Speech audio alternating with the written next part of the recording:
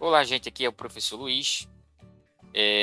Com uma questão do Enem, a gente vai resolver essa questão aqui sobre o biodiesel e o processo de reação de transesterificação e uma substância com acidez no meio desse processo. Então, ele vai falar que o biodiesel é um combustível alternativo ao diesel de petróleo, que é produzido em grande escala no Brasil, a partir de uma reação de transesterificação do óleo de soja em meio alcalino. Meio alcalino, meio básico, né? Visando reduzir a competição com a indústria alimentícia, os óleos de fritura estão sendo utilizados como matéria-prima. Porém, o seu uso no processo tradicional é dificultado pela presença de uma substância ácida, né? Uma substância que tem acidez de Bronsted, desenvolvida durante o processo de degradação do óleo. Então, tem uma substância aqui que está dificultando esse processo de transesterificação, de produzir o biodiesel. Ele fala aqui, né, que conforme mostra o esquema genérico, em que R representa um grupamento alquila qualquer. Então, R normalmente representa um radical, né? É um grupo que vai ser adicionado, né, à estrutura do composto lá. Então, eu posso usar o metil, eu posso usar o etil, isso aí pode ser representado pelo R. É um grupo qualquer.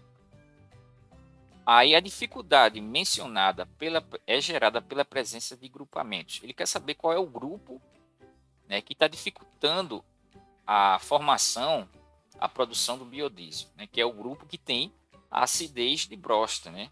A acidez que ele fala lá. É um grupo ácido. Tá? Então, se você olhar aqui, você já percebe que a letra A justamente representa a estrutura básica de um ácido carboxílico. Então, possivelmente, essa estrutura é a resposta. Então, basta lembrar que um ácido carboxílico ele tem essa mesma estrutura aqui, uma carboxila. Então a gente tem algumas definições para ácido, né? Ácido vai ser aquela substância que vai gerar o íon H+ em solução, é a definição de Arrhenius.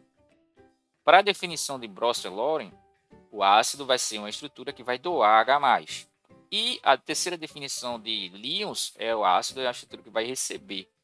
Ele vai receber um par de elétrons. Então tem essas três definições. A de Arrhenius, que vai gerar o íon H+ em solução.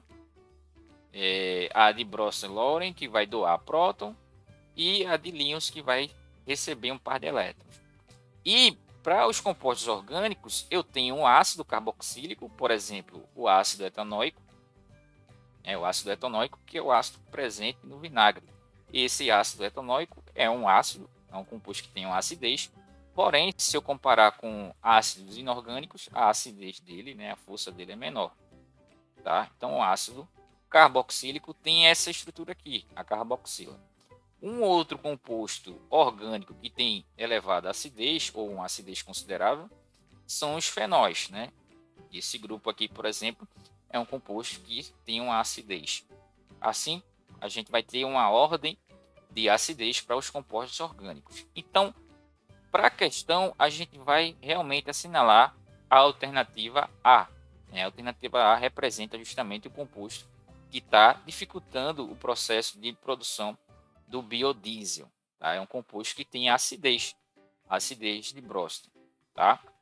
Então, essa questão aí foi uma questão que você teria que revisar alguns conceitos, né, de acidez em compostos orgânicos, a parte aí da definição de ácido de Bronsted-Lawrence, tá? Assim como também a definição de ácido para Arrhenius, ácido para Lyons e a questão do biodiesel, que a gente fez uma revisão aqui de como é produzido o biodiesel a partir do enunciado da questão, tá?